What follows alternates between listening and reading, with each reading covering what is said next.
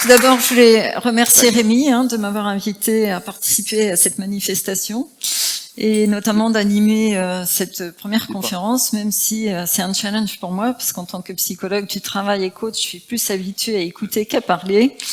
Et en plus, je passe derrière des intervenants très brillants, donc ça met d'autant plus la pression.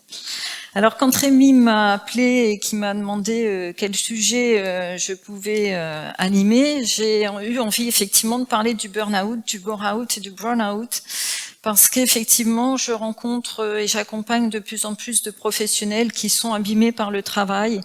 Et quand on voit les effets que ça peut causer sur ces professionnels et l'accompagnement très très long que ça nécessite, j'avais envie déjà de vous informer, de vous donner des pistes pour pouvoir éventuellement détecter les premiers signes auprès des collègues.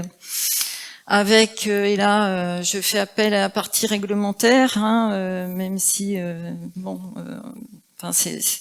c'est un plus, mais n'attendez pas de réglementaire. Je vous rappelle l'article L4121, on est responsable de sa santé, de sa sécurité et de celle de ses collègues. Donc vous avez une responsabilité pour détecter les éventuels signes de burn-out, bore-out et burn-out. Voilà, donc effectivement, le burn-out, bore-out et burn-out, c'est l'épuisement professionnel qui concerne les professionnels les plus motivés, les plus engagés, les plus investis. Donc on va commencer, non, ça marche, par le burn-out, donc syndrome d'épuisement général.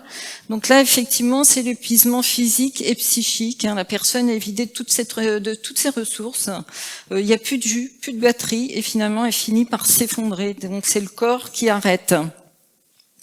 Donc c'est tout un processus. Alors on va partir d'un exemple concret. C'est typiquement le travailleur social qui est super investi dans sa mission. Voilà, il est là pour accompagner des personnes qui n'ont pas forcément de domicile. Donc effectivement, il est engagé, il est investi dans son travail, il y croit. Et puis, arrivé un moment, il n'y a plus de moyens, et à 17h le soir, il est obligé de dire à la personne, écoutez, on n'a pas d'hébergement, vous retournez dans la rue.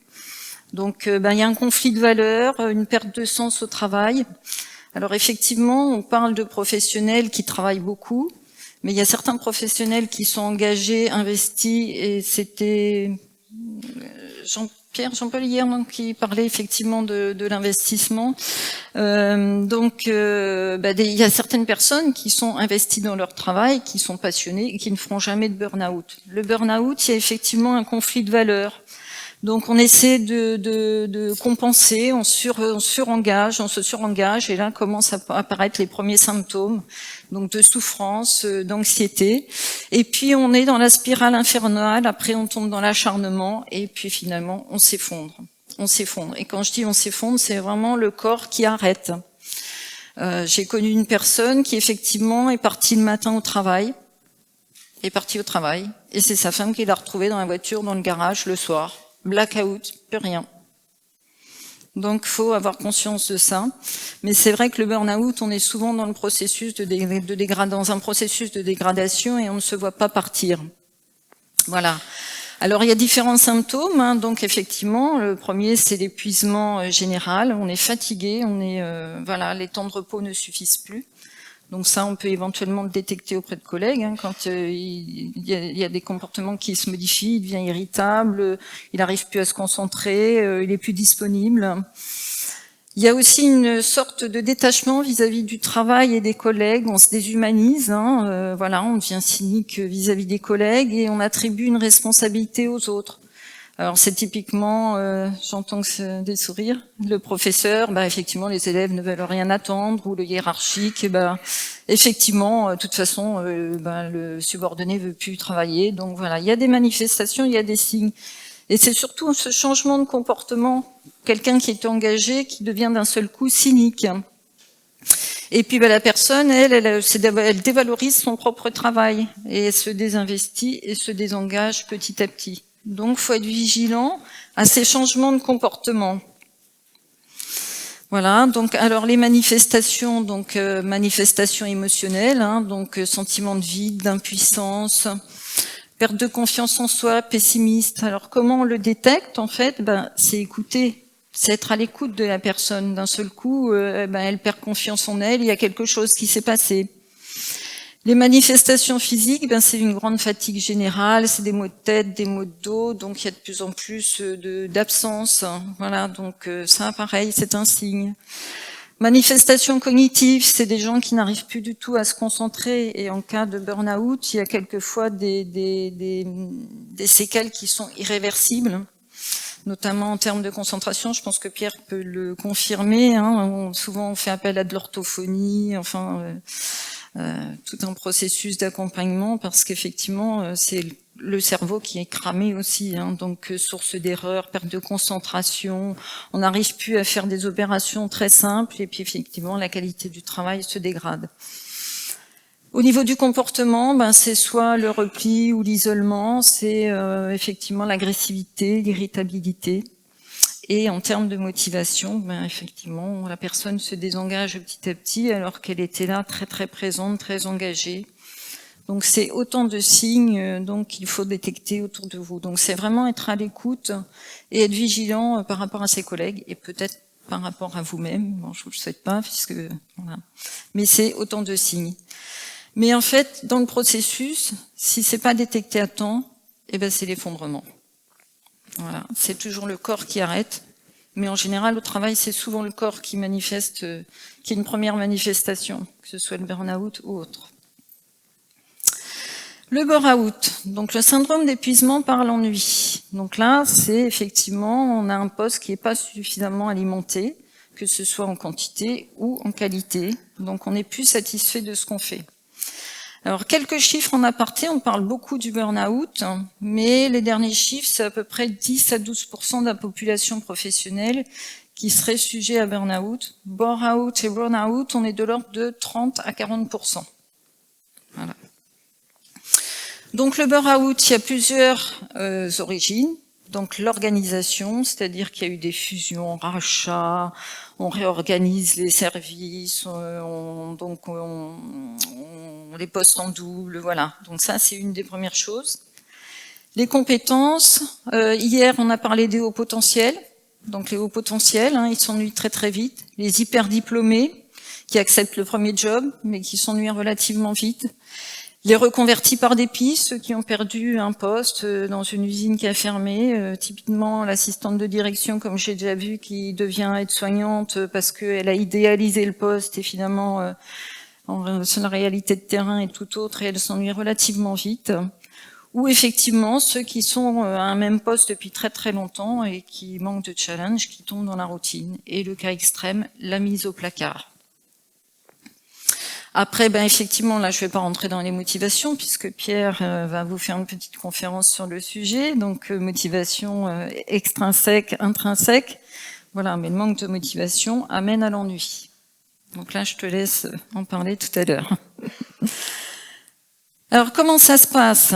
Comment ça se passe? Au début, effectivement, c'est difficile et moi, je pensais pas. J'ai été très, très surprise d'accompagner de plus en plus de personnes qui sont en burn-out et qui n'osent pas avouer qu'ils s'ennuient, qu'ils n'ont pas de travail, qu'ils n'ont rien à faire, quoi. C'est vraiment impressionnant. Et dans le cas extrême, effectivement, moi j'ai vu une personne qui est venue me voir en me disant « je viens vous voir parce que je m'ennuie, là je suis au bord du suicide ». Donc évidemment, alerte aux médecins du travail, mais c'est surprenant. On peut pas dire qu'on s'ennuie à un moment une période où dans la société il y a du chômage. Donc c'est très très difficile d'avouer qu'on s'ennuie au travail. Donc voilà, après il y a le regard social, quand on vous dit qu'est-ce que vous faites dans la vie, c'est difficile de parler d'un job où on s'ennuie et voilà, donc la société n'encourage pas à pouvoir aborder le sujet de l'ennui au travail. Conflit moral, évidemment, on a l'impression d'être payé à rien faire, donc ça c'est aussi quelquefois difficile. Et puis effectivement, dans le cas de fusion, rachat ou quand il y a eu des charrettes, pour le dire dans le monde du travail, on a le complexe du survivant. Moi, je suis encore là, mais mon collègue qui avait le même poste, il est plus là, donc je vais pas dire qu'en plus, j'ai rien à faire, quoi. Donc c'est très très difficile d'en parler, et c'est difficile aussi d'accompagner ces personnes qui sont sous-alimentées, parce que Pierre va sûrement confirmer, mais l'ennui, on mouline. Et le cerveau, ça l'use aussi de ne rien avoir à faire. Ça use physiquement et mentalement. Donc voilà. Donc ça, c'est peut-être prendre en compte déjà, écouter la personne qui s'ennuie, hein, elle vous le dira. Donc comment ça, le processus, il y a le doute, hein, la personne déjà est en doute, hein, elle se sent inutile, elle remet en cause ses compétences. Puis ensuite, il y a la frustration, l'impression de fatigue, parce que ne rien faire, ça fatigue physiquement et psychologiquement. Et puis en plus, on a le temps d'y penser. Et puis un sentiment de mépris de soi. Voilà.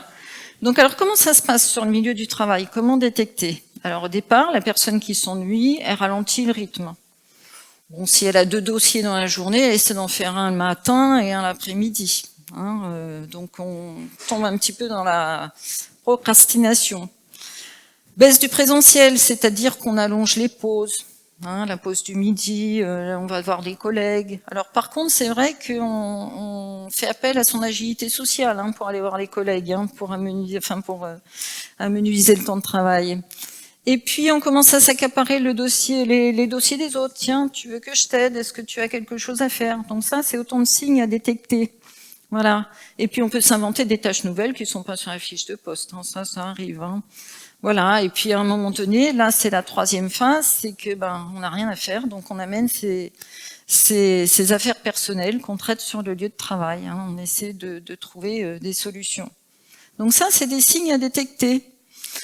Donc voilà, et ensuite, donc la personne tombe dans un sentiment d'inutilité, de culpabilité, de perte d'estime de soi, de confiance en soi. Donc voilà, avec les mêmes symptômes que la dépression et l'instabilité. Alors le discours de la personne qui est en burn-out, c'est « il était une fois avant ». Donc c'est autant de signes. Alors j'ai mis des exemples, je n'ai pas assez de travail, avant le service croulait sous les commandes. Je n'ai rien à faire alors que l'année dernière, à cette époque, j'étais sous l'eau. Avant, on venait toujours me demander d'intervenir. Maintenant, j'ai perdu espoir qu'on vienne me demander du boulot. Donc voilà, c'est autant de signes à détecter. Donc c'est écouter, hein, une fois de plus, écouter et être vigilant. Donc je fais vite, hein, mais... Donc pour le burn-out et le burn-out, l'ennui. Non, qu'est-ce que je fais là? Ah, le burn-out, voilà, le burn-out. Alors là, le burn-out, on est sur autre chose. Le burn-out, c'est la perte de sens. C'est-à-dire qu'on a bien compris ce qu'on avait à faire, hein, ça c'est pas le souci, mais ça fait pas sens. Et il y a un conflit de valeurs. Alors la petite phrase typique, c'est j'ai pas choisi ce métier-là pour faire ça. Ça, c'est typiquement la phrase qui pourrait vous donner alerte. Donc, effectivement, les missions confiées sont en contradiction avec l'idéalisation que j'ai du poste. Alors, l'exemple typique, c'est chez les soignants, on leur demande de quantifier via la T2A alors qu'ils sont là pour soigner. Ça n'a pas de sens de quantifier une activité de soins. Donc voilà, c'est vraiment cette perte de sens. Et puis finalement, on a du mal à se reconnaître dans ce qu'on fait, et puis on tire plus de reconnaissance et on se dévalorise, quoi. C'est vraiment la perte de sens. J'ai compris ce que j'avais à faire, c'est pas le souci, mais en fait non, j'ai pas choisi ça pour faire ça, quoi. J'ai pas choisi ce métier-là pour ça. Donc voilà, donc l'idée, je vous ai mis des petites pistes, c'est que quelquefois effectivement on n'a pas recruté la bonne personne au bon poste. Ou alors effectivement c'est remettre du sens, reparler des valeurs de l'entreprise et comment on les adapte à la fiche mission. Enfin voilà, c'est autant de signes, autant de pistes pour essayer de remettre la personne, remettre du sens. Et puis effectivement la communication. Alors la question qu'on peut se poser, ou vous pourriez poser pour conclure, le burn-out, c'est pourquoi je suis hyper motivé au travail, ou pourquoi le collaborateur est-il hyper motivé au travail? Le burn-out, c'est pourquoi je suis démotivé, ou pourquoi mon collaborateur est démotivé, ou mon collègue.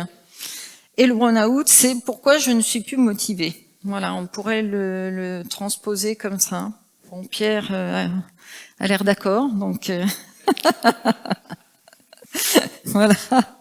Mais ce sont des pistes. Alors les signaux individuels, ben, effectivement, c'est tous les changements d'attitude individuelle, hein, au niveau du comportement, on devient irritable, on se replie, on s'isole.